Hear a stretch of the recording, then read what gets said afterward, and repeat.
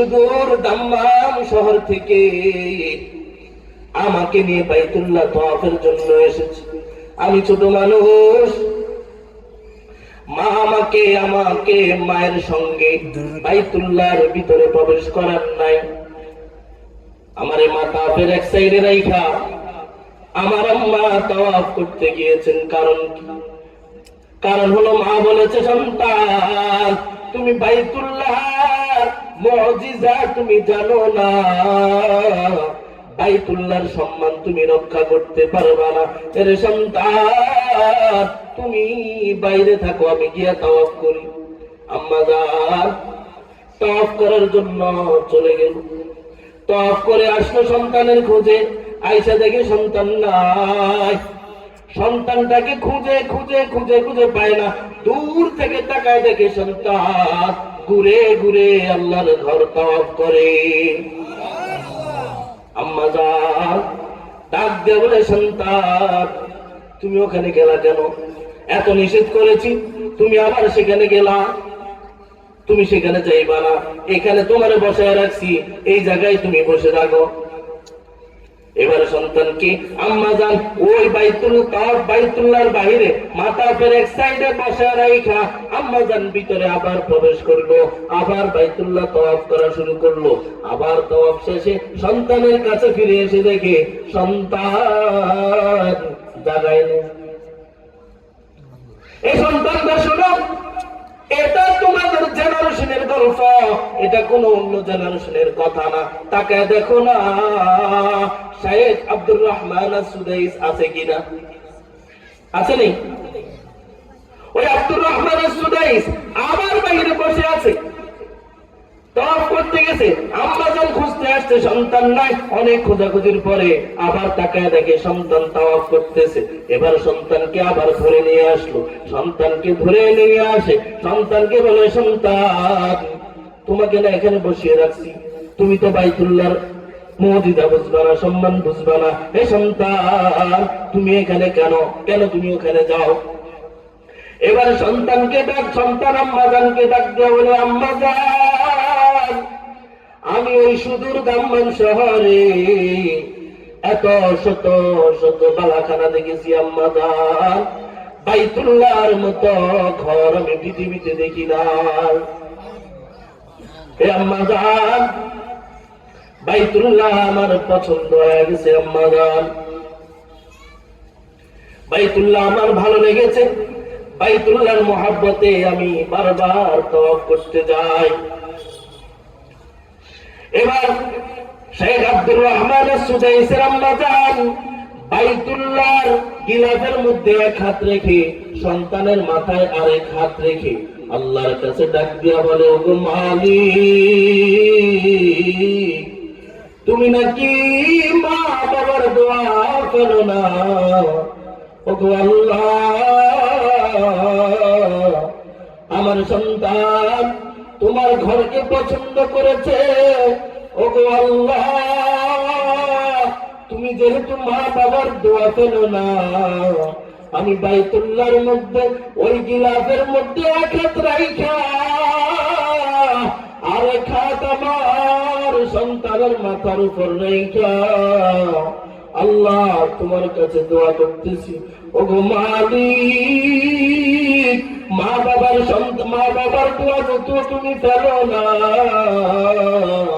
আমার সন্তানের জন্য দোয়া করতেছি আল্লাহ আমার সন্তানকে কি বাইতুল্লাহর ইমাম বানানো যায় না? এই সন্তান শুনে না, ওই মায়ের দোয়ার কারণে আজকে শাইখ আব্দুর রহমান আস-সুদাইস শুধু বাইতুল্লাহর ইমাম না, বাইতুল্লাহর ইমাম একসাথে পুরা পৃথিবীর সর্বোচ্চ বড় ইমাম। এই সন্তানরা শুনে না, ওই মায়ের দোয়া নিয়ে আগাও। মায়ের দোয়া যদি নিয়ে আগাও, পৃথিবীতে যতই বাধা আসুক, ব্যবসায়িক বাধা, চাকরির বাধা, পড়াশোনার বাধা, যত রকমের সমস্যা আসুক না কেন, কোন সমস্যায় তোমার আটকাইতে পারবে না। তাকায় দেখো কত মানুষ ইন্টারভিউ দেয় চাকরির জন্য, কিন্তু ইন্টারভিউতে ভালো অ্যান্সার করতে পারে নাই। আরো ট্যালেন্টফুল বহু মানুষ ইন্টারভিউ দিয়েছে, তারাও ইন্টারভিউ দিয়েছে, কিন্তু তার থেকে মেধাবী যারা, তাদের চাকরি হয় না। চাকরি হয়েছে তোমার, অথচ তুমি চাকরির যোগ্যতা রাখো না। কারণ কি তালাশ করে দেখো, ওই কারণ হইল তোমার মায়ের দোয়া, ওই কারণ হইল তোমার ওস্তাদের দোয়া, মুরব্বীদের দোয়া। ওই মায়ের দোয়া দোয়া নিয়ে আগাও, মায়ের দোয়া বৃথা যায় না। মায়ের অবাধ্য, মাতা পিতার অবাধ্য সন্তান হয় না। আব্দুল্লাহ ইবনে আমর থেকে বর্ণিত মুসনাদ আহমদের 611 নম্বর হাদিস, নবী বলেন তিন ধরনের ব্যক্তির দিকে রব্বুল আলামিন কিয়ামতের দিন আল্লাহ সেই মানুষগুলোর দিকে তাকাবে না। এক নম্বরে মাতা পিতার অবাধ্য সন্তান। এক নম্বরে কি? মাতা পিতার অবাধ্য সন্তান। দুই নম্বরে ওই নারী, যেই নারী মহিলা হয়েও পুরুষের মতো সাজে। তিন নম্বরে দায়ুস।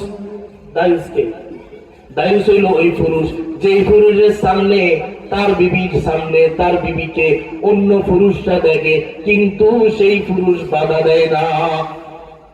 এই তিন ধরনের ব্যক্তির দিকে রব্বুল আলামিন কিয়ামতের দিন এই তিন ধরনের ব্যক্তির দিকে আল্লাহ তাকাবে না। এই সন্তান, ওই মাতা পিতার অবাধ্য সন্তান তুমি হও না।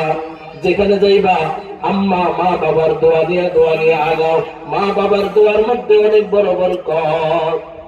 মা বাবার দোয়া যেমন লেগে যায়, ওই মাতা পিতার দোয়াও তেমন লেগে যায়। মা দোয়া করেছে, শাইখ আব্দুর রহমান সুদাইস বাইতুল্লাহর ইমাম হয়েছে। আবার মা বাবা যদি বদদোয়া দেয়, নবীর সাহাবীর মতো মৃত্যুর সময় কালিমা নসিব হবে না। ওয়ালাইকুম রাহমাতুল্লাহ। আপনারা সবাই কেমন আছেন? আপনাদেরকে কষ্ট দিয়ে দিয়েছি না? অনেকক্ষণ কষ্ট পেয়েছেন, অপেক্ষা করেছেন। আমরা আসলে এদিকে আসি নাই তো আগে, এজন্য একটু লেট হয়ে গেছে, অন্যদিক দিয়ে আসছে। যাই হোক, আপনারা কি বেজার না হইলে একটু সামনে আগান। রসের হাড়ি চিনেন? রসের হাড়িতে যদি, এটাকে কি বলে, চুঙ্গি যদি রসের হাড়িতে গিয়ে না পড়ে, তো রস কি রসের হাড়িতে পড়বে নাকি বাহিরে পড়বে? এই জন্য আপনারা আসছেন ওয়াজ শুনতে নাকি? তো একটু সামনে আসেন, আপনাদেরকে একটু সবক শোনাই। আমি আসছি আপনাদেরকে সবক শোনাইতে, একটু আগায় বসি। সময় কতটুকু আমার? এটা ঠিক আছে নাকি? শুরু করি নাকি? জি, একটু আগায় আসি। আস্তাগফিরুল্লাহ। আলহামদুলিল্লাহ, আলহামদুলিল্লাহিল্লাযী জাআলা আশ-শামসা ওয়াল কমারা বিহুসবান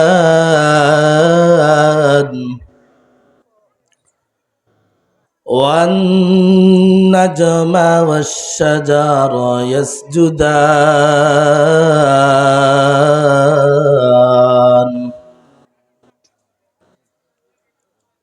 وفضل زمانا على زمان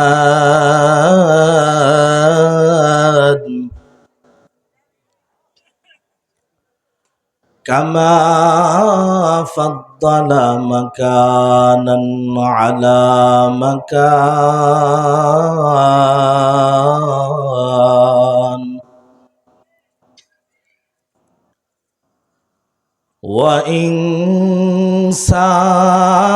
وإنسانا على إنسان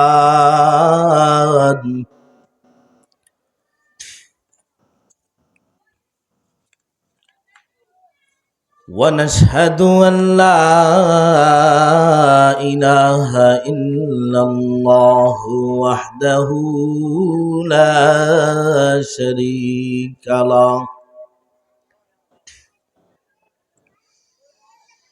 ونشهد أن سيدنا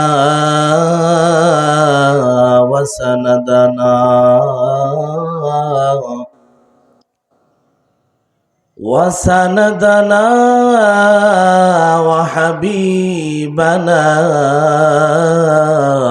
وحبيب ربنا وطبيبنا وطبيب قلوبنا ومولانا محمد الذي أرسله الله تعالى بالحق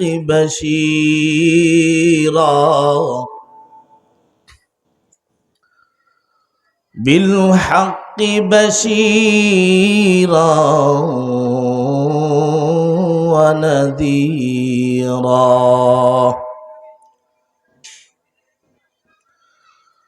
وبعد فأعوذ بالله من الشيطان الرجيم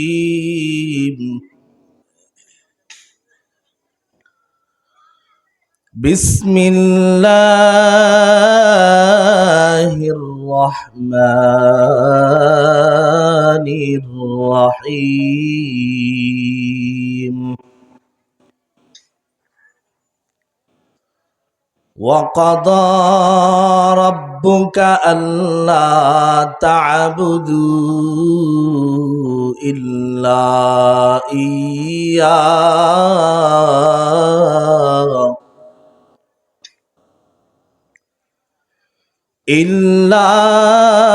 إياه وبالوالدين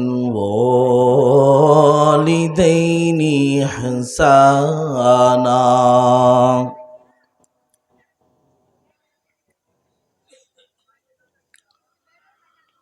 وقال رسول الله صلى الله عليه وسلم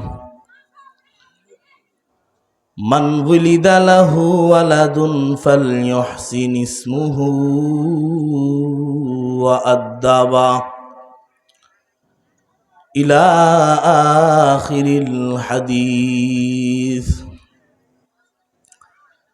أو كما قال رسول الله صلى الله عليه وسلم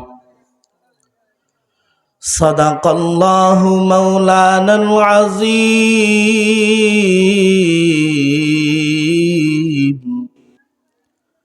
وصدق رسوله النبي الأمي الكريم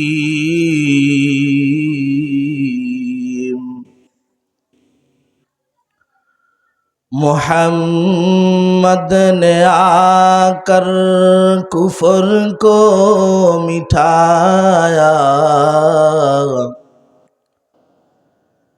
कुफर को मिटाकर सदाकत बताया। तकबीर में कलमा में नमाजों में अज़ा में, तकबीर में कलमा में नमाजों के में अज़ा में, हाय नाम इलाही से मिला नाम मोहम्मद, हाय नाम इलाही से मिला नाम मोहम्मद। দক্ষিণ শক্তি পাঁচগাঁও ইসলামিক ইউথ ফোরামের উদ্যোগে অষ্টমতম বার্ষিক ওয়াজ ও দোয়ার মাহফিলের আজকের সম্মানিত সভাপতি আজকের মাহফিলের সম্মানিত প্রধান মেহমান, বিশেষ অতিথি বৃন্দ, দূর দূরান্ত থেকে আগত আল্লাহ পাকের আশিকিন, শাকিরিন, যাকিরিন, মুহিব্বিন ইরাম, মুসল্লিয়ান আজম, পর্দার আড়ালে অবস্থানরতা শ্রদ্ধেয়া সম্মানিতা মা ও বোনেরা, মহান রব্বুল আলামিনের দরবারে লাখ কোটি শুকর যে রব্বুল আলামিন আজকের এই গুরুত্বপূর্ণ মাহফিলে কোরআন ও সুন্নাহর ভিত্তিতে সহি তরিকায় উলামায়ে কেরামের নেক নজরে কিছু কথা শুনবার জন্য, আমাদেরকে বলবার জন্য তৌফিক দিয়েছেন। এই জন্য সবাই একসাথে একই সঙ্গে কালিমাতুশ শুকর আদায় করি আলহামদুলিল্লাহ। আপনারা আমার সাথে কথা বলবেন। টাইমটা 9টা দিবেন, তাহলে আলোচনা কেমন হবে? টাইম তো 9টা, এর মধ্যে শেষ করতে হবে নাকি? এখন তো 8:30 বাজে। যাই হোক, আস্তাগফিরুল্লাহ। আপনারা আমার সাথে একটু কথা বলবেন নাকি? কথা না বললে আলোচনা করা যাবে না। এটার প্রমাণ আমাদের শায়েখ, আমাদের মুরব্বী, যাদের নেক নজরে আল্লাহ তাআলা আমাদেরকে এই পর্যন্ত এনেছেন, যাদের দোয়ায় ফটিয়ার হযরতজি উনি যখন মজলিসে নাহমাদুহু বলতেন, তো মানুষ সকল চিন্তা বাদ দিয়া, বাদাম খাওয়া বাদ দিয়া, মোবাইল টিপা বাদ দিয়া হুজুরের দিকে মনোযোগী হইতো। তো মনোযোগী হইলে আপনারা কিছু কথা শুনে মজা পাবেন, শ্রোতাও বলেও শান্তি পাবে। এই জন্য আমার সাথে আপনারা কথা বলবেন। যদি সুবহানাল্লাহ বলার প্রয়োজন বলতে হবে নাকি? আমি আলোচনায় চলে যাই। আমাকে 30 মিনিট সময় দিয়েছে, এই সময়ের ভিতরে আলোচনা কোনোভাবে শেষ করা সম্ভব না, তারপরে আমি চেষ্টা করব ইনশাআল্লাহ। রব্বুল আলামিন বলেন, ওয়াকাদা রাব্বুকা আল্লা তা'বুদু ইল্লা ইয়্যাহু ওয়া বিল ওয়ালিদাইনি ইহসানা। নবীকে ডাক দিয়া বলেন, নবী আমার, পৃথিবীর মানুষদেরকে জানায় দেন, বান্দা একমাত্র ইবাদত করবে আমার জন্য। আল্লাহ তা'বুদু, বান্দা ইবাদত করবে, ইল্লা ইয়্যাহু, একমাত্র আমার ইবাদত করবে। তাহলে ইবাদত হবে কার জন্য? ইবাদত হবে কার জন্য? এই পৃথিবীতে আমি নামাজ পড়ি, হজ করি, যাকাত দেই, যেই ধরনের দ্বীনি কাজ করি, যা কাজ করি, আল হুব্বু লিল্লাহ ওয়াল বুগদু লিল্লাহ, আমি যদি কাউকে মহাব্বত করি সেটাও আল্লাহর জন্য, কাউকে ঘৃণা করি সেটাও আমার আল্লাহর জন্য হবে। অর্থাৎ পৃথিবীতে জন্ম হওয়ার পর থেকে মৃত্যু হওয়া পর্যন্ত যতগুলা কাজ করব, কার জন্য করব? আল্লাহ বলেছেন, নবী আমার পৃথিবীর মানুষদেরকে জানায়া দেন, আমি ব্যতীত আর কারো জন্য যেন বান্দারা ইবাদত না করে, সিজদা না দেয়। সিজদা দিবে একমাত্র আমি আল্লাহকে, আমি আল্লাহ ব্যতীত আর কাউকে সিজদা দেয়া যাবে না। প্রশ্ন, হুজুর, যদি আল্লাহ ব্যতীত কোনো মাজারিকে, কোনো মাজারের পীর সাহেবকে, আমার বড় পীরকে, মৌসান আউলিয়ার মাজারের মৌসেন আউলিয়াকে, শাহজালালকে, শাহপরানকে, ল্যাংটা শাহকে, যত রকমের যত ল্যাংটা সাহেব আছে, সকল সাহেবকে যদি হুজুর ভালোবাসার কারণে আমি সিজদা দেই, তাহলে কি হবে? তাহলে হবে শিরিক। তাহলে কি হবে? আল্লাহ বলে, ওমাই ইউশরিক বিল্লাহ ফাকাদ হারামাল্লাহু আলাইহিল জান্নাহ। পৃথিবীর কোন মানুষ যদি আমি ব্যতীত কারো জন্য সিজদা করে, সে শিরিক করেছে। ওমাই ইউশরিক বিল্লাহ, কোন মানুষ যদি শিরিক করে, ফাকাদ হারামাল্লাহু আলাইহিল জান্নাহ, তার জন্য জান্নাত হারাম। এখন শিরিককারীরা, মাজার পূজারীরা, যারা বাবার নামে দান করে, বাবার জন্য দান করে, এই এলাকার সকল কবরবাসীদেরকে ফালাইয়া ওই সিলেট যায় সিজদা দেয়, তারা কি করে? শিরিক করে। সংক্ষিপ্ত বলে দেই, বুজুর্গরা বলেন, হাদিসও আছে, এলাকার এই যে ফানবেরি গরিব মানুষ কত মারা গেছে না? ওদের ওদের কি সওয়াবের দরকার আসেনি? তো আপনি যদি দোয়া করা দরকার হয়, জিয়ারত করা দরকার হয়, সেজদা ব্যতীত জিয়ারত আপনি তাদের সেনে না করবেন। শাহজালাল অনেক বড় আল্লাহর ওলি, গোরগোবিন্দ ফালাইছে সিলেট থেকে। শাহজালালের তো আপনার কোনো দোয়ার দরকার না, আপনি সেখানে যান মানে আপনি শিরিক করেন, ঠিক কিনা? তাহলে আল্লাহ ব্যতীত অন্য কাউকে সেজদা দেয়া যাবে না। যদি বান্দা আল্লাহ ব্যতীত অন্য কাউকে সেজদা দেয়, সাথে সাথে শিরিক। এখন শিরিককারীরা যদি বলে হুজুর শিরিক তো করে ফেলেছি, বাবার নামে দান করেছি, বাবার কাছে সন্তান চেয়েছি, বহুদিন সিলেট গিয়া চিটগং গিয়া সেজদা দিয়েছি, এখন হুজুর আমার কি উপায়? সহজ সমাধান নিতে চান? সহজ সমাধান নিতে চান? সমাধান একটাই, তওবাতান নাসুহা করে দুনিয়া থেকে চলে যাও। যদি তুমি তওবাতান নাসুহা না করে দুনিয়া থেকে যাও, তাহলে তুমি জান্নাতি হবে না, তাহলে তুমি জাহান্নামী। আর যদি তওবাতান নাসুহা করে যেতে পারো, তাহলে তুমি জান্নাতি। এখন তওবায়ে নসুহা করতে কে কে রাজি? হাত উঠান। সময় যেহেতু কম, আল্লাহ আপনার বান্দাদেরকে কবুল করে নেন, আমিন। ওয়াবিল ওয়ালিদাইনি ইহসানা। আলোচনা শেষ। 2 ঘন্টার আলোচনা, 2.5 ঘন্টার আলোচনাকে আমি 10 মিনিটে শেষ করছি। 30-এ ইনশাল্লাহ দেখবো, চেষ্টা করব 30 মিনিটে শেষ করতে। ওয়াবিল ওয়ালিদাইনি ইহসানা। এই দুনিয়ার মানুষ আমার ইবাদত করেছ, এলাকার যুবকরা তোমরা শুনে নাও, ওই মুরব্বীরা আপনারাও শুনে নেন। ইসলাম এমন কোন গরিব ধর্ম না যেই ধর্ম শুধু বাবার পক্ষ নিয়েছে, ছেলের পক্ষ নেয় নাই। 2 পক্ষের জন্য ইসলাম সমান।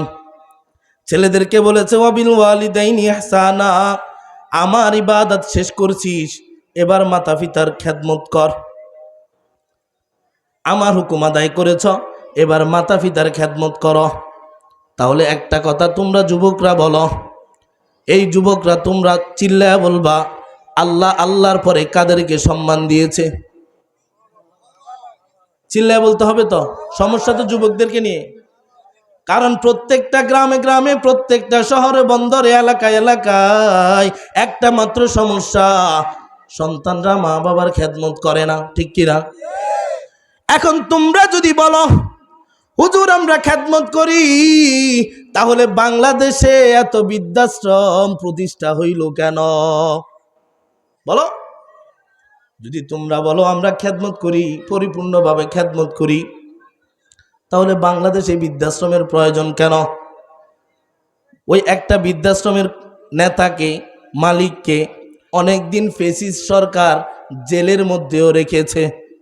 তার মানে বৃদ্ধাশ্রম আছে, তার মানে বৃদ্ধাশ্রম আছেনি? তাহলে বৃদ্ধাশ্রম আছে কেন?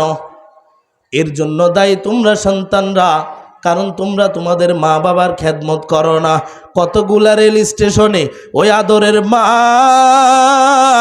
আদরের বাবা চিকিৎসার অভাবে রেল স্টেশনের মধ্যে শীতের মধ্যে শুয়ে থাকে। কারণ কি?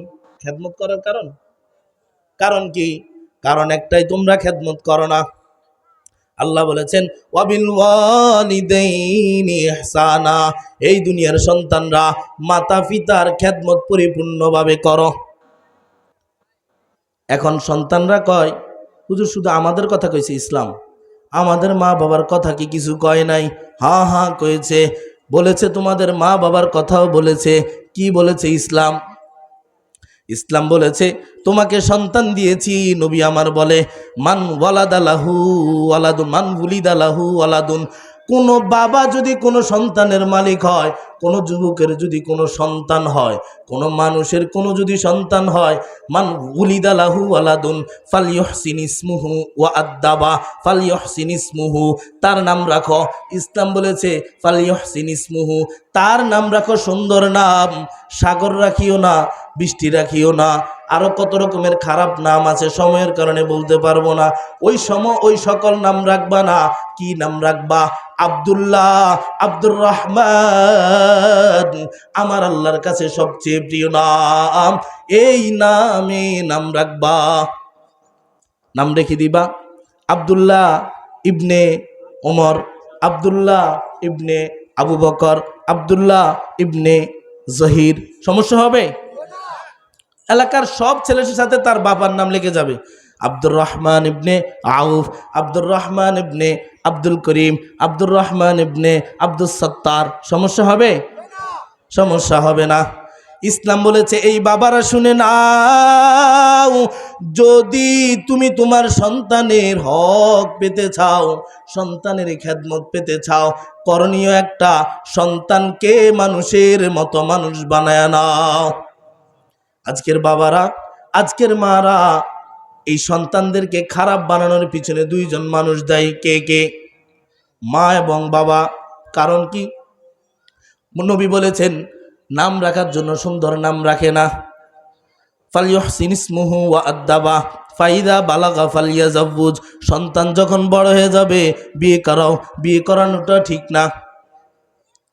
বিয়ে যে করাবে, বিয়ে করানোটাও ঠিক না। বিয়ে করানোটাও ঠিক না। এই সন্তানের বাবারা তোমরা শুনে নাও, যদি তোমার সন্তানের পরিপূর্ণ খেদমত পেতে চাও, সন্তানের সবগুলা হক আদায় করবা। আমি 12টা হকের আলোচনা করেই আলোচনায় যেতে চেয়েছিলাম, যেহেতু সময় নাই বলে দেই। 1 নম্বরে নাম রাখা, অল্প অল্প বলবো। নাম রাখবেন সুন্দর করে, সুন্দর একটা নাম। আকিকা করবেন 7 দিনে, হওয়া মাত্রই 2 কানে আজান ইকামত দিবেন। এটা নবীর হাদিসের হুকুম। যদি সন্তানকে দিনদার বানাইতে চাও, যদি আব্দুল কাদের জিলানির মতো সন্তান চাও, ইমাম হাসান হুসাইনের মতো সন্তান চাও, দেলওয়ার হোসেন সাইদির মতো সন্তান চাও, মিজানুর রহমানের মতো সন্তান চাও, চিনেননি? মিজানুর রহমান আজহারির মতো সন্তান চাও, সবাই কও আজহারি বানামু, কিন্তু তুমি নামাজ পড়ো না, তোমার সন্তান হইব কেমনে আজহারি? যদি তুমি ওই ধরনের আল্লামা আহমদ শফির মতো সন্তান চাও, আল্লামা মামুনুল হকের মতো সন্তান চাও, তাহলে সন্তানকে নবীর হাদিস অনুযায়ী গঠন করতে হবে। হাদিস কি? আকিকা ঠিকঠাকভাবে করতে হবে। 7 দিনের মাথায় 21 দিন, না হইলে যখন সময় হবে তখন করে দিবেন। সন্তানের নাম রাখবেন, আদর্শ সন্তান বানাইবেন। আদর্শ সন্তান বানানোর জন্য একমাত্র শর্ত তরবিয়ত শিক্ষা দেওয়া। তরবিয়তের মধ্যে সেরা তরবিয়ত হইল নামাজের তরবিয়ত। কোন সন্তান যদি নামাজ পড়া শিখে যায়, দুনিয়ার সকল সমস্যা সমাধান, ঠিক কিনা? এরপরে আপনি জ্ঞানী বানাবেন। জ্ঞানী বানানোর জন্য শিক্ষা প্রয়োজন। ওই শিক্ষা কোন শিক্ষা? দুনিয়ার সেরা শিক্ষা। চ্যালেঞ্জ দিয়ে পৃথিবীর সকল আলেম ওলামা বলে একমাত্র কোরআনের শিক্ষা। ওই শিক্ষায় যদি শিক্ষিত করতে পারো, তোমার সন্তান 100% তোমার খেদমত করবে। তাকায়া দেখো, প্রত্যেকটা মসজিদের ইমামের বেতন 7,000, 9,000, 10,000। একজন ইমাম সাহেবও মাকে খেদমত করা ছাড়া থাকে না, ঠিক কিনা বলো? তাকায়া দেখো না, ওই বৃদ্ধাশ্রম গুলাতে লক্ষ লক্ষ মহিলারা, পুরুষরা পড়ে আছে। একটা বৃদ্ধাশ্রমেও কোনো মুয়াজ্জিনের মা নাই, কোনো ইমামের মা নাই, কোনো রিক্সা চালকের মা নাই, কোনো দৈনিক মুজরের মা নাই, ঠিক কিনা? চিল্লা কও। যদি সন্তানকে তুমি দিনদার বানাও, সন্তানকে তুমি দিনদার বানাও, তাহলে অবশ্যই তোমার খেদমত করবে সন্তান। এখন বলো হুজুর, সন্তানকে আমি স্কুলে পড়াইতে চাই, সন্তানকে কলেজে পড়াইতে চাই, আমি সন্তানকে পুলিশ বানাইতে চাই, আর্মি বানাইতে চাই, প্রফেসর বানাইতে চাও। এর এলাকার আম্মা জানেরা, ও মুরব্বীরা শুনে নাও, তুমি তোমার সন্তানকে আলেম বানাইবা না, ঠিক আছে। তুমি তোমার সন্তানকে স্কুলে পড়াইতে চাও, পড়াও। কলেজে পড়াইতে চাও, পড়াও। ভার্সিটিতে পড়াইতে চাও, পড়াও। তুমি ব্যারিস্টার বানাইবা, বানাও। উকিল বানাইবা, বানাও।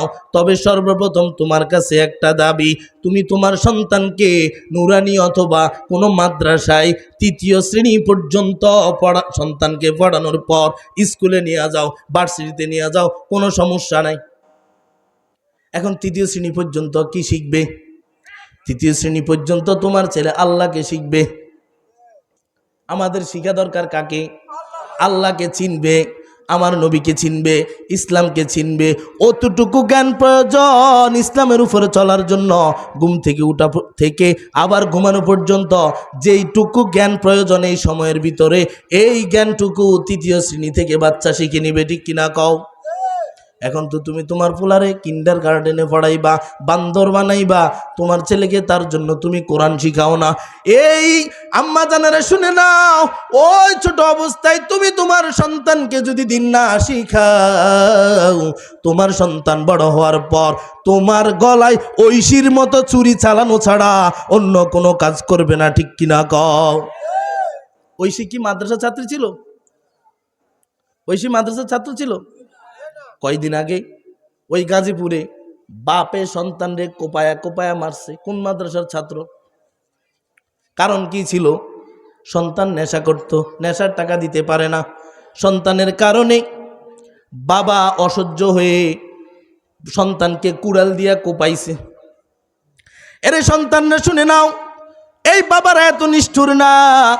ওই তোমার বাবা তোমাকে লালন করতে মাথার ঘাম পায়ে ফেলেছে, তারপরও কষ্ট বন্ধ করে নাই, একমাত্র তোমাকে সন্তানের মতো সন্তান বানানোর জন্য।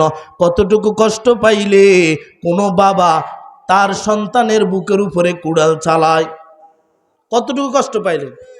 এখানে যারা বাবারা আছেন, তোমরা যুবকরা যারা বাবা হয়েছ, তোমরা যারা যুবকরা বাবা হয়েছ, বাবার কি মোহাব্বত সন্তানের প্রতি তোমরা ভালো করে জানো। এই জন্য আলোচনা অন্যদিকে চলে যাচ্ছে। আপনারা কি কষ্ট পাচ্ছেন? এই গ্যাপটা কেন? এই গ্যাপটা একটু দিয়ে দিলে পিছনে বসতে পারবে। আমরা একটু আগে আসি। আল্লাহ, যদি তোমরা তোমাদের সন্তানের খেদমত পেতে চাও, সন্তানটাকে পরিপূর্ণ আলেম বানাও, দিনদার বানাও, পরিপূর্ণ সন্তান, পরিপূর্ণ আদর্শবান সন্তান বানাও, অবশ্যই সন্তানের খেদমত তোমরা পাইবা। আর পরিপূর্ণ আদর্শ সন্তান যদি না বানাও, এলাকার মুরব্বীরা, ও যুবক তোমরা যারা বিয়ে করেছ, ও যুবতী তোমরা যারা নতুন বিবাহ করেছ, এলাকার মুরব্বীরা ওই নাতি নাতনির যদি আদর পেতে চান, পরিপূর্ণ আদর্শবান সন্তান বানান। এরপরে আসিয়েন আপনি আপনার নাতির খেদমত পাওয়ার জন্য, আপনার সন্তানের খেদমত পাওয়ার জন্য। যদি আদর্শবান সন্তান না বানাও, কখনোই তোমার সন্তান তোমাকে খেদমত করবে না, ঠিক কিনা বলো? এখনকার বাবারা নিজে নামাজ পড়ে না, সন্তানকে বলো সন্তান নামাজ পড়তে যাও। আবার অনেকে কয় কেমনে যাও, আমি নিজে তো নামাজ পড়ি না। আম্মা জানেরা, তোমাকে তোমার মায়ের সবচেয়ে তোমাকে তোমার মেয়ে সবচেয়ে বেশি ফলো করে। ওই তোমার মেয়ে দেখে তুমি কত শত ওয়াক্ত নামাজ পড়ো না, তাহলে তুমি কেমনে চিন্তা করো তোমার মেয়ে নামাজি হবে? বাবা যদি নামাজি হয়, সন্তান নামাজি হবে। আমরা এখন নামাজ পড়তে যাই, আমাদের ছোট ছোট ছেলে আমাদের সাথে গিয়ে সেজদা দেয়, কিছুই তো পারে না। কারণ কি? ওই তরবিয়ত শিক্ষা দিতে হবে। আম্মা জানেরা, আপনারা নামাজ পড়েন না, আপনাদের পর্দা ঠিক নাই। আপনি একটা মোবাইলে ফেসবুক নিয়ে ব্যস্ত, আপনার মেয়ে বুঝি তাসবিহ নিয়ে ব্যস্ত থাকবে। এ আম্মা জান, মেয়েকে সামলান। এই মেয়ে আপনার সম্পদ না। আপনার মেয়ে ঠিক আছে, এই মেয়ে হইল অন্যের মা। আব্দুল কাদের জিলানির মতো সন্তানের মা, দেলোয়ার হোসেন সাইদির মতো সন্তানের মা হবে এই মেয়ে। সুতরাং আম্মা জান, এই মেয়েটা অন্য ছেলের সম্পদ। ওই ঘর যার ঘর করতে হবে তার সম্পদ। সুতরাং তাকে ভালো করে মানুষ করেন। আপনি যদি নামাজ পড়েন মা, আপনার সন্তানও, আপনার মেয়েও নামাজ পড়বে। এই বাবারা, তোমরা যদি নামাজ পড়ো, তোমাদের সন্তানরাও নামাজ পড়বে। আর তুমি যদি নামাজ না পড়ো, তোমার সন্তানও কোনো দিন নামাজ পড়বে না। এক সময় গিয়া রাস্তায় রাস্তায়, পাড়ায় পাড়ায়, কোনায় কোনায় ইয়াবা আর গাঞ্জা খাওয়া ছাড়া উপায় নাই, ঠিক কিনা কও? আল্লাহ, ওয়াবিল ওয়ালিদাইনি ইহসানা। এ সন্তান, মা বাবার খেদমত করো। কারণ কি? নবী আমার বলেছে, ইন্নাল জান্নাতা তাহতা আকদামুল উম্মাহাত। নবী আমার বলে, যদি তোমরা জান্নাত পেতে চাও, ওই মা বাবার পায়ের নিচে পড়ে যাও। মা বাবার পায়ের নিচে জান্নাত। কারণ আল্লাহই তো বলেছেন, কি বলেছেন? অখফিজ লাহুমা জানাহাজ যুল্লি মিনার রাহমাহ, বিছিয়ে দাও বিনয়ের ডানা। অখফিজ লাহুমা জানাহাজ যুল্লি, তোমার দুই ডানা, দুই হাত যদি মা বাবার পায়ের নিচে চলে যায়, শক্তি আসেনি? আসেনি? তুমি ডাক্তার, প্রফেসর, ইঞ্জিনিয়ার, কোনো সমস্যা নাই, তোমার মা বাবার কাছে নম্র হয়ে যাও, তাহলে তুমি জান্নাত পাইবা। নবী বলেছেন, ইন্নাল জান্নাতা তাহতা আকদামুল উম্মাহাত, মা বাবার পায়ের নিচে হইল সন্তানের জান্নাত।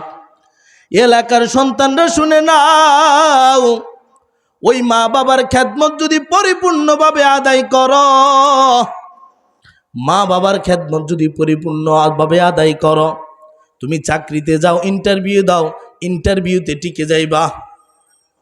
তুমি গাড়ি নিয়ে ব্যবসা করতে যাও, গাড়ি নিয়ে যাও, অ্যাক্সিডেন্ট থেকে আল্লাহ বাঁচাইবো। ব্যবসা করতে যাও, ব্যবসায় আল্লাহ বরকত দিবে, ঠিক কিনা? মা বাবার বরকত বড় বরকত, উস্তাদের দোয়ার বরকত বড় বরকত। এই চেয়ারে বসছি, এই হুজুরেরা সবাই টুপি মাথায় দিছে, সম্মানিত জায়গায় আইসা বসছে। একটা মাত্র মানুষের দোয়া, মায়ের দোয়া, উস্তাদের দোয়া, এলাকার মুরব্বীদের দোয়া।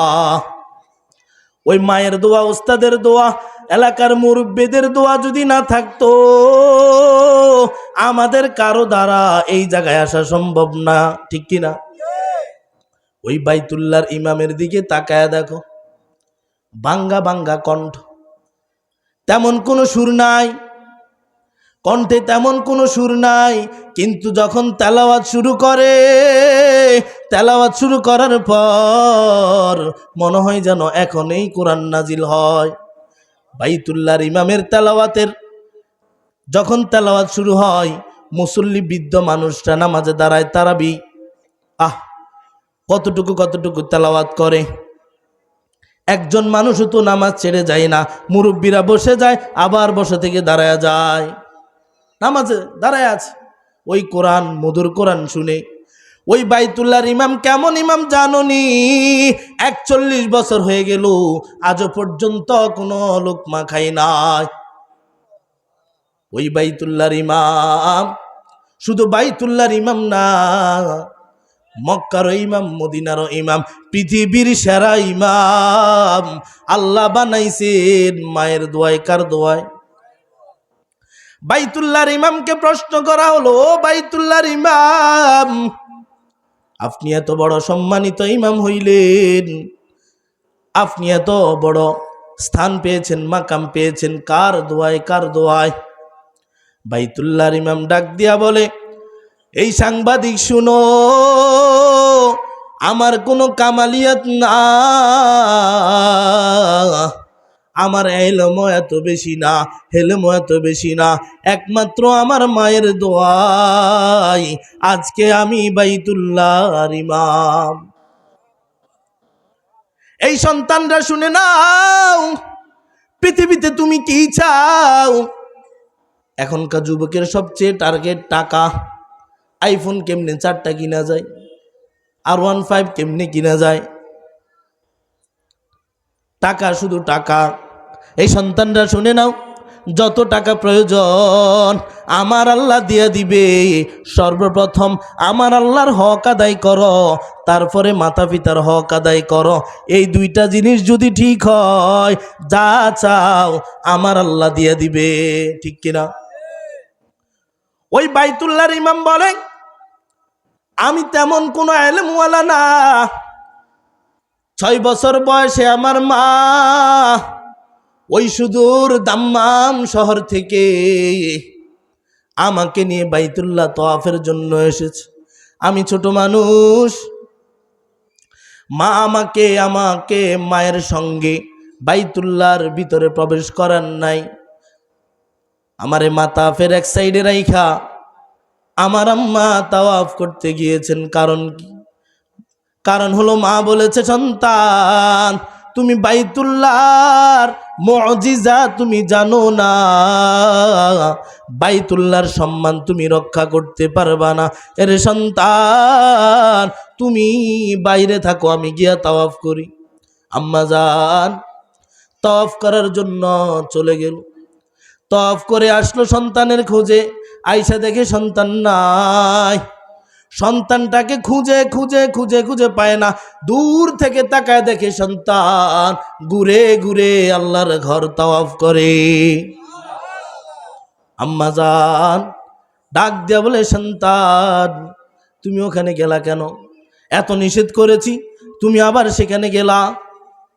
তুমি সেখানে যাইবা না, এখানে তোমারে বসায় রাখছি, এই জায়গায় তুমি বসে থাকো। এবার সন্তানকে আম্মা জান ওই বাইতুল্লাহর বাহিরে মাতাফের এক সাইডে বসায় রাইখা আম্মা জান ভিতরে আবার প্রবেশ করলো, আবার বাইতুল্লাহ তাওয়াফ করা শুরু করলো। আবার তাওয়াফ শেষে সন্তানের কাছে ফিরে এসে দেখে সন্তান জাগায় নেই।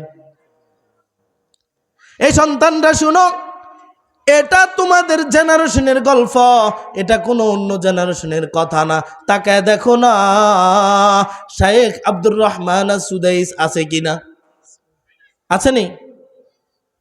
ওই আব্দুর রহমান সুদাইস আবার বাহিরে বসে আছে, তাওয়াফ করতে গেছে। আম্মা জান খুঁজতে আসছে, সন্তান নাই। অনেক খোঁজাখুঁজির পরে আবার তাকায় দেখে সন্তান তাওয়াফ করতেছে। এবার সন্তানকে আবার ধরে নিয়ে আসলো।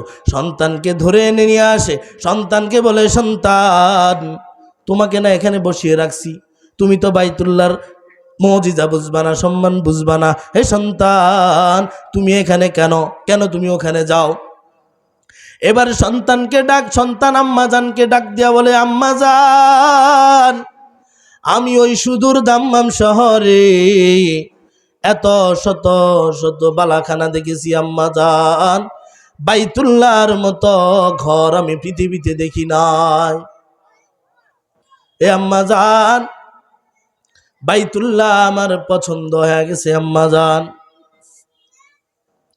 বাইতুল্লাহ আমার ভালো লেগেছে, বাইতুল্লাহর মোহাব্বতে আমি বারবার তাওয়াফ করতে যাই।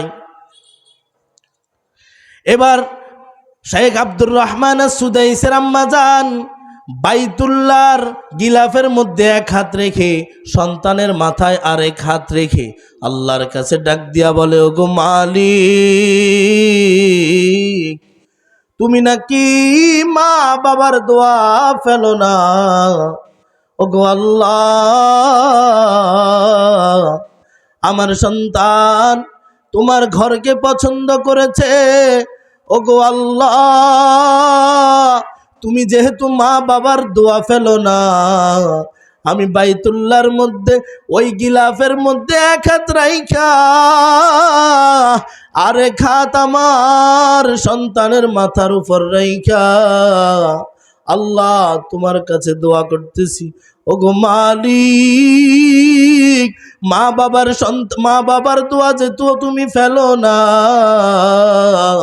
আমার সন্তানের জন্য দোয়া করতেছি আল্লাহ আমার সন্তানকে কি বাইতুল্লাহর ইমাম বানানো যায় না? এই সন্তান শুনে নাও, ওই মায়ের দোয়ার কারণে আজকে শায়েখ আব্দুর রহমান সুদাইস শুধু বাইতুল্লাহর ইমাম না, বাইতুল্লাহর ইমাম একসাথে পুরা পৃথিবীর সর্বোচ্চ বড় ইমাম। এই সন্তানটা শুনে নাও, ওই মায়ের দোয়া নিয়ে আগাও। মায়ের দোয়া যদি নিয়ে আগাও, পৃথিবীতে যতই বাধা আসুক, ব্যবসায়িক বাধা, চাকরির বাধা, পড়াশোনার বাধা, যত রকমের সমস্যা আসুক না কেন, কোনো সমস্যায় তোমারে আটকাইতে পারবে না। তাকায় দেখো কত মানুষ ইন্টারভিউ দেয় চাকরির জন্য, কিন্তু ইন্টারভিউতে ভালো অ্যান্সার করতে পারে নাই। আরও ট্যালেন্টফুল বহু মানুষ ইন্টারভিউ দিয়েছে, তারাও ইন্টারভিউ দিয়েছে, কিন্তু তার থেকে মেধাবী যারা তাদের চাকরি হয় না। চাকরি হয়েছে তোমার, অথচ তুমি চাকরির যোগ্যতা রাখো না। কারণ কি তালাশ করে দেখো, ওই কারণ হইল তোমার মায়ের দোয়া, ওই কারণ হইল তোমার উস্তাদের দোয়া, মুরব্বীদের দোয়া। ওই মায়ের দোয়া নিয়ে আগাও। মায়ের দোয়া বৃথা যায় না। মায়ের অবাধ্য, মাতা পিতার অবাধ্য সন্তান হইও না। আব্দুল্লাহ ইবনে আমর থেকে বর্ণিত মুসনাদ আহমদের 611 নম্বর হাদিস, নবী বলে তিন ধরনের ব্যক্তির দিকে রাব্বুল আলামিন কিয়ামতের দিন আল্লাহ সেই মানুষগুলোর দিকে তাকাবে না। এক নম্বরে মাতা পিতার অবাধ্য সন্তান। এক নম্বরে কি? মাতা পিতার অবাধ্য সন্তান। দুই নম্বরে ওই নারী, যেই নারী মহিলা হয়েও পুরুষের মতো সাজে। তিন নম্বরে দায়ুসকে দায়ুস হইল ওই পুরুষ, যেই পুরুষের সামনে তার বিবির সামনে তার বিবিকে অন্য পুরুষরা দেখে, কিন্তু সেই পুরুষ বাধা দেয় না। এই তিন ধরনের ব্যক্তির দিকে রব্বুল আলামিন কিয়ামতের দিন এই তিন ধরনের ব্যক্তির দিকে আল্লাহ তাকাবে না। এই সন্তান, ওই মাতা পিতার অবাধ্য সন্তান তুমি হইও না। যেখানে যাইবা মা বাবার দোয়া নিয়ে আগাও। মা বাবার দোয়ার মধ্যে অনেক বড় বরকত। মা বাবার দোয়া যেমন লেগে যায়, ওই মাতা পিতার বদদোয়াও তেমন লেগে যায়। মা দোয়া করেছে, শাইখ আব্দুর রহমান সুদাইস বাইতুল্লাহর ইমাম হয়েছে। আবার মা বাবা যদি বদদোয়া দেয়, নবীর সাহাবীর মতো মৃত্যুর সময় কালিমা নসিব হবে না। নবীর একজন সাহাবী খুব দানশীল ছিল, খুব টাকা পয়সা ছিল, অনেক বড় দানশীল ছিল, কিন্তু মৃত্যুর সময় কালিমা নসিব হয় না। নবীর সাহাবীর স্ত্রী নবীর কাছে এসে বলে, আপনার সাহাবীর মুখে কালিমা নসিব হয় না। নবীর সাহাবী হযরত আলকামা রাদিয়াল্লাহু তাআলা আনহুর স্ত্রী নবীর কাছে এসে বলে, নবী, আপনার সাহাবী আলকামার মুখের মধ্যে কালিমা আসে না। দোষ নাকি পাঁচ? মানে এই পাঁচ কি চারের লগে অ্যাড হইব না চারিতে বাদ যাইব? আস্তাগফিরুল্লাহ। আমার দোষ আর কি, কারণ আমি আসতে লেট করছি, ওনাদের দোষ না, এটা নিয়ম আছে না, নিয়ম শৃঙ্খলাতে মাহফিল চলে। নবীর সাহাবী আলকামা রাদিয়াল্লাহু তাআলা আনহুর স্ত্রী নবীর কাছে এসে বলে, নবী, আপনার সাহাবী আলকামার মুখে কালিমা আসে না। নবী 4 জন সাহাবী প্রথমে পাঠাইছেন। কয়জন? 4 জন। 4 জনে গিয়া কালিমা তালকিন দিয়েছে, কিন্তু কালিমা তালকিন দেওয়ার পরেও কালিমা মুখ দিয়ে আসে না। এবার হযরত আবু হুরায়রা হযরত বেলাল রাদিয়াল্লাহু তাআলা আনহুকে ডাক দিয়া বলে, তাড়াতাড়ি নবীর কাছে সংবাদ দাও, আলকামার মুখে কালিমা আসে না। নবী খবর নিয়ে দেখলো আলকামার ঘরে বৃদ্ধ মা আছে।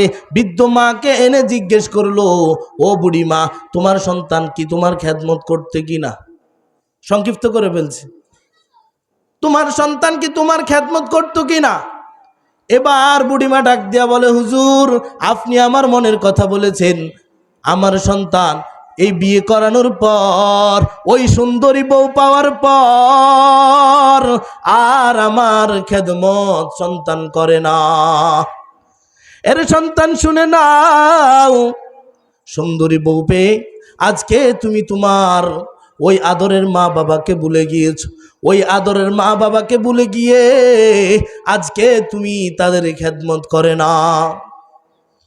যদি তুমিও এমন মা বাবার মনে কষ্ট দাও, নবীর সাহাবী হওয়া সত্ত্বেও আলকামার মুখে যেমন কালিমা নসিব হচ্ছিল না, তোমারও একই অবস্থা হবে, ঠিক কিনা বলো? এবার নবী বৃদ্ধ মহিলার সাথে কথাবার্তা শেষ করার পর খবর জেনেছে খেদমত করতো না। এবার মায়ের সামনে সন্তানকে পোড়ানোর জন্য চেষ্টা করেছিল। মার মনের ভিতরে সন্তানের আদরের কারণে নবীকে বলছে, নবী আমার, আপনি আলকামাকে পোড়াবেন না। আপনি যদি আলকামাকে পোড়ান আমি বড় কষ্ট পাবো। আমার এত আদরের সন্তান আমার সামনে জ্বলবে, আমি কন্ট্রোল করতে পারবো না নিজেকে, আমি সহ্য করতে পারবো না। ও নবী, আপনি শুনে নেন, সাহাবায়ে কেরাম তোমরাও শুনে নাও, আমি আমার সন্তান আলকামাকে মাফ করে দিলাম। এই মাফ করার পরে তারপরে আলকামার মুখে কালিমা নসিব হয়েছে। তারপরে নবী নিজ হাতে জায়নামাজ দিয়েছেন। ওই জানাজার সময় নবী সাহাবীদের উদ্দেশ্য করে বলেছেন, হে সাহাবীরা, যদি মা বাবার খেদমত না করো তাহলে আলকামার মতো তোমাদেরও একই অবস্থা হবে। এ এলাকার সন্তানরা শুনে নাও, তোমরা যদি তোমাদের মা বাবার খেদমত না করো ওই আলকামার মতো তোমরাও কালিমা নসিব হবে না। এই জামানায় তো নবী নাই, কে আইসা তোমার জন্য সুপারিশ করবে? ওই মায়ের মনে কষ্ট দিবি না। মায়ের মনে কষ্ট যদি দিয়া কবরে যাও জাহান্নাম ছাড়া উপায় নাই। ওই জাহান্নাম সাধারণ ঘর না, দুনিয়ার আগুন, জাহান্নামের আগুন বড় মারাত্মক আগুন। দুনিয়ার আগুন তুমি সহ্য করতে পারো না, ওই জাহান্নামের আগুন দুনিয়ার আগুন থেকে কোটি কোটি গুণ বৃদ্ধি হবে। ঠিক কিনা বলো? দুনিয়ার লাকড়ি দিয়া জাহান্নামের আগুন ধরাইব না, ওই জাহান্নামের আগুন ধরাইব মানুষ এবং পাথর দিয়া। জাহান্নামের আগুনের উপরে যদি মানুষ যায়, মানুষ এইভাবে নেওয়া হয়, হাড্ডিগুলো থাকবে, মাংসগুলা পড়ে যাবে। ওই জাহান্নামের আগুনের একটু তাপ যদি দুনিয়ায় এসে লাগে, পুরাটা দুনিয়া পুড়ে তামা হয়ে যাবে, দুনিয়া আর থাকবে না। এই সন্তানের দল ওই জাহান্নাম কামাই করবা না। মাতা পিতার খেদমত করে দুনিয়া থেকে যাওয়ার জন্য কে কে প্রস্তুত? হাত উঠান। আল্লাহ তোমার বান্দাদেরকে কবুল করে নাও। মাতা পিতার খেদমত করে দুনিয়া থেকে বিদায় নেওয়ার তৌফিক দান করো। আল্লাহ তোমার হুকুম আকাম ঠিকভাবে আদায় করার তৌফিক দান করো। ওগো মালিক, মাতা পিতার বাধ্য সন্তান হিসেবে কবুল করে নাও। উলামায়ে কেরামের পরামর্শতে চলার তৌফিক দান করো। আমিন আমিন। ওয়া আখির দাওয়ানা আনিল হামদুলিল্লাহি রাব্বিল আলামিন। আল্লাহ তাআলা যে কথাগুলো বলেছি সর্বপ্রথম আমাকে আমল করার তৌফিক দান করুক, তারপর আপনাদের সবাইকে আমল করার তৌফিক দান করুক।